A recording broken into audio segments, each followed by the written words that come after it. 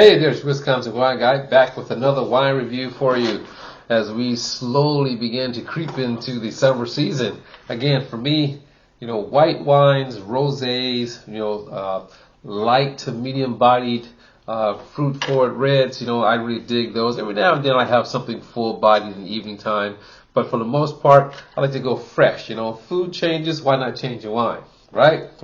So, for those who are new, these are wines that you can find wherever you shop for wine. Liquor store, grocery store, some wine shops. I like to call these everyday drinking wines. These are wines you're going to see every day. These are going to be the brands or the labels, for the most part, that you'll see every day. And possibly nationwide, you'll find these brands I like to review. If not, I would tell you that some brands are isolated to a certain part of the country. But then there are most brands that you'll find them almost everywhere you shop. And I've been fortunate enough that those who follow me have been able to find a lot of the brands that I've reviewed where they shop for wines in their state, in their city. So now I pick out a couple of wines, give it a taste, and grade it with the simple thumb rating system. Very, very simple, right? It shouldn't be difficult. Thumbs up. I recommend this wine. It's a pretty solid wine. Give it a shot. A good price to value. 3/4. I happened to stumble across this at a party, or someone gave me a bottle, and I liked it. It's not quite thumbs up, but it's something that I would drink every day. All right, halfway, something about the wine was off. Maybe it was not balanced right on my palate, or maybe it just didn't taste good.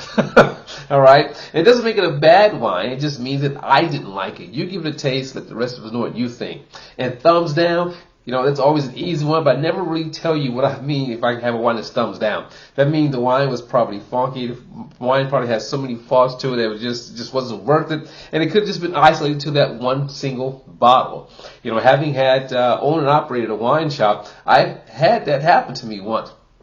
A case of wine, the same wine, and then getting to one bottle, that bottle was just like funky, nasty, terrible. So it happens. Or I always like this one. When you open up a case of wine, you pull out your first bottle and the bottle is empty. So all sorts of things happen in the process, when they're bottling up. Bottle of wine is going through the bottling line. So that's thumbs down, funky, nasty. And I'll tell you what about it, that it just did not work for my palate. Okay? That being said, here we go. We're going back to Oyster Bay. Now I've done quite a few reviews of Oyster Bay wines over the years. I've done the Pinot Noir, the Sauvignon Blanc, the Chardonnay, the Pinot Gris, and then some the same varietals with different vintages.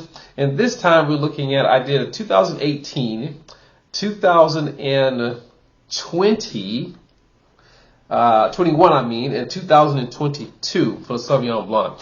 So I came across the 2023. I had to literally picked up my phone and looked back at my videos to see what years that I reviewed before. And I haven't done a 2023, so you know what? Let's give it a shot and do the 2023 and see what it's like. As usual, I try to put the videos or the most current past vintage, at the end of the video so you can look at that and see what I thought about it. But just simply type in Oyster Bay on a search on my channel and you'll find all the Oyster Bay wines that I reviewed. So let's get started.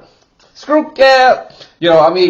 The Australians, New Zealanders, I remember that year. It was a big deal, when they, brought the screw caps, to wines. Even some very fine wines, they're bringing the screw cap in. And it had this real big thing about it. You got the purists who say, you got to have a cork. You have those who just didn't care as long as the wine is good. And I was like on either side. I would go this way or that way, right? I was a retailer, and I drank wine.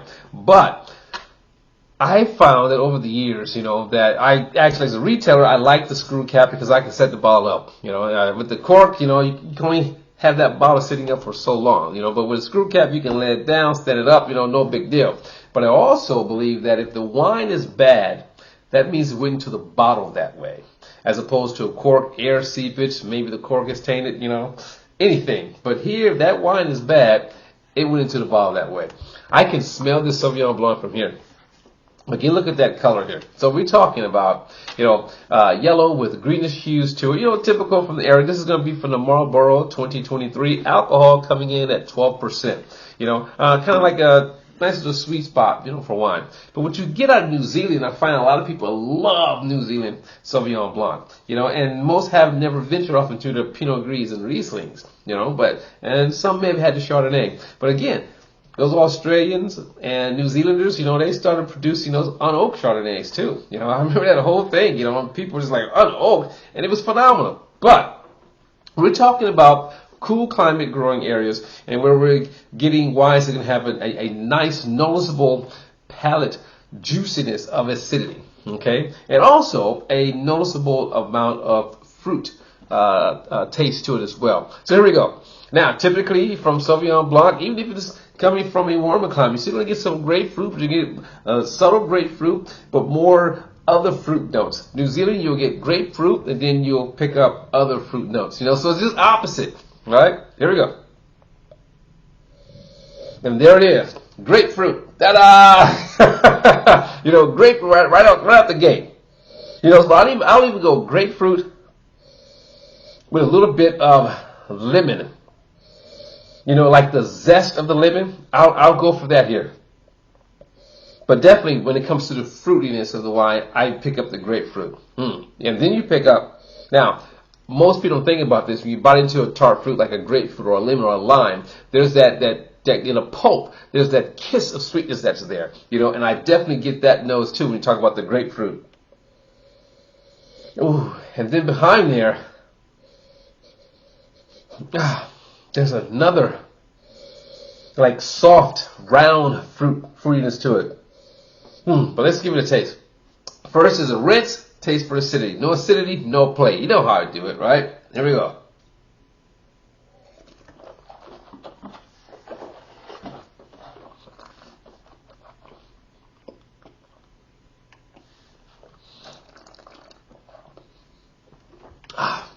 Now, nice acidity. When I talk about acidity, I don't exclude the red wines either. There must be acidity present in the red wines as well. My mouth is really watering on this. I love the way it feels. Now, you know how some New Zealand Sauvignon Blancs can be like intense, man. I mean, like really intense, like intense. This has a nice balance to it. You definitely know it's from New Zealand, but it has a very nice balance to it. And it's that the other fruit that's in the background. It's more like a tropical note to it. Let me taste it again.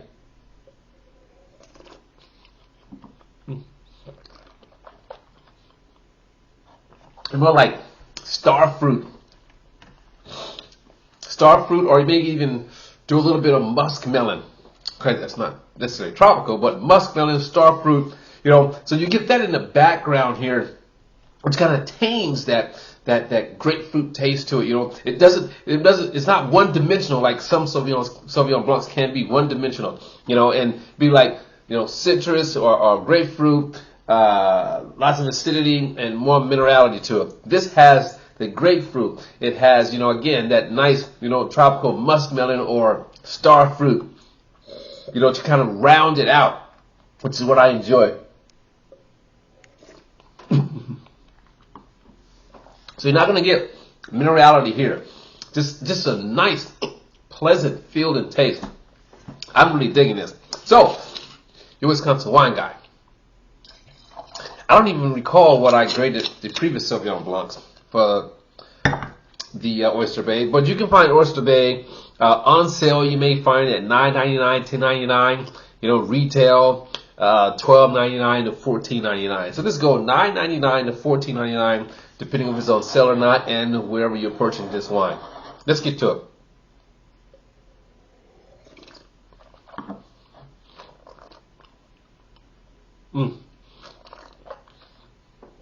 I mean, it's very refreshing, very crisp. I like to say this to my sweet wine drinkers. I have found that a lot of sweet wine drinkers enjoy Sauvignon Blanc. Right? Go figure, even if it's a dry Sauvignon Blanc, because the acidity and that fruitiness that exists there, that they can really identify with.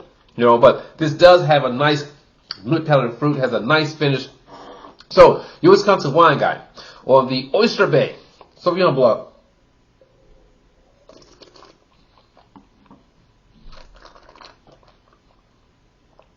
I'm going to give this a double thumbs up. Maybe it's the day.